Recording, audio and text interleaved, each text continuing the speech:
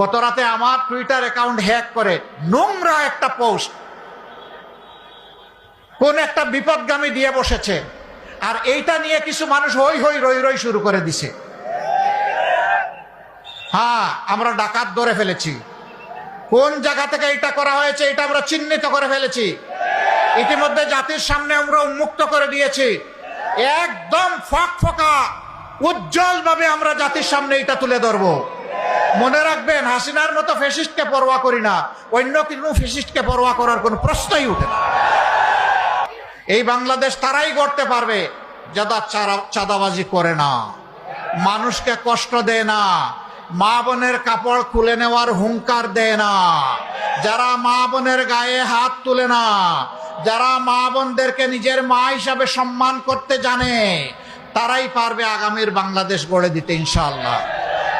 আমরা 11টি দল